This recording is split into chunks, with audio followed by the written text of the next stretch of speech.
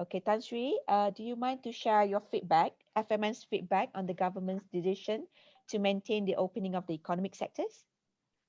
Regarding this, the industry is very appreciative of the government for allowing economic sectors to continue to operate during the MCO3 period amidst the concerns over the rising number of COVID-19 cases. At the same time, the whole industries are equally concerned with the recent spike in COVID-19 cases and fully support the imposition of stricter SOPs to prevent the situation from escalating into a national crisis. Okay, Tan Sri, and why do you think this move is critical for our nation? The reason is the government's decision to maintain the opening of economic sectors is critical because the industries will not be able to take another round of total lockdown as experienced during the MCO1, where only essential sectors and even then only allowed to operate at 50% capacity. MCO1 had not only severely impacted business sustainability and viability, but also caused massive losses of employment. Thus, a total lockdown now would cause irreparable damage to the economy and also livelihood. And can you share maybe the engagement that FMM and the other industry players had with the government before coming up with this decision to keep the economy open? On this, the government, especially MITI, had engaged the industries, including a recent session with Yamat Berhormat Prime Minister and also with YB Senior Minister, where the industries share the current developments and the reasons why a total lockdown would not be good for the nation, as it would jeopardize economic recovery and the government's projection of achieving 6 to 7.5% growth for 2021. In addition, all the efforts undertaken by the government through the initiatives by the National Employment Council to increase job creations and accelerate economic recovery, and the various bencana training and the reskilling and upskilling efforts to get the unemployed back into the job market would be derailed also.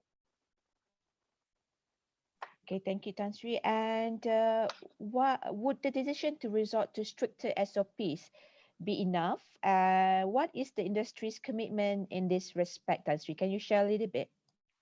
FMM fully supports the tightened SOPs announced, which continues to allow the economic sectors to operate, but with restrictions on operations, but only allow 60% of the private sector workforce to be present physically at work, while the remaining 40% are to work from home.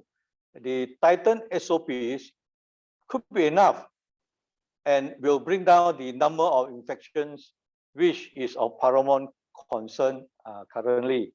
FMA will continue to update and remind all members and the industries to vigilantly adhere to the SOPs. In addition, FMM calls on the government to accelerate the mass immunization program through a parallel vaccination implementation by private hospital and clinics. FMA also hopes the vaccination for the economic sectors will be expedited to achieve faster herd immunity. Okay, Tan Sri, what would you say to the manufacturers that do not comply with the SOPs? Wow, this is a very serious matter that concerns individual lives and business survival. Manufacturers who do not comply with the SOPs should take immediate steps to ensure compliance or be prepared to accept the consequences of having their operations stopped, with all the subsequent actions that would be taken on them, including fines and penalties. And Tan Sri, I mean, a lot of people may not know that a lot of factories, they have been adhering to their own set of SOPs because they need to meet the industry standards. And because of that, there are a lot of factories that are adhering to the SOPs because they're familiar with it.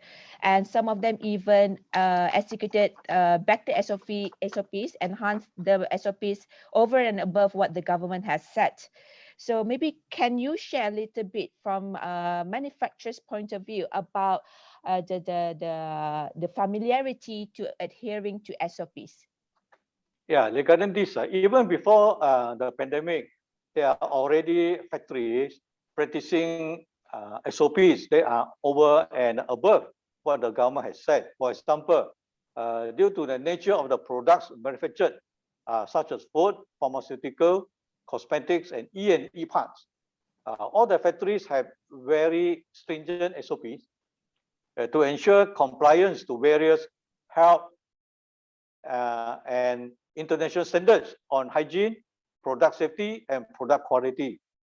A case in point is the testing of the environment for critical pathogens to keep the production area safe in food manufacturing. Thank you, Tan Sri. And one last question. Any last words from FMM? FMM would like to say thank you to the government, in particular, Yang Amat Berhormat Prime Minister and the entire MITI team led by YB Senior Minister for always engaging and facilitating on the challenges faced by the industries. As we weave through this unprecedented pandemic together, it is without a doubt that we are all frontliners in this fight against COVID-19. Each and every one of us must take collective responsibility to support the government's continued efforts in fighting the COVID-19 pandemic towards ensuring the well-being of the Rakyat and revitalizing the nation's economy. Again, FMA would like to emphasize that it is of utmost importance that we accelerate the mass immunization program and hopes that the vaccination for the economic sectors will be expedited to achieve faster herd immunity.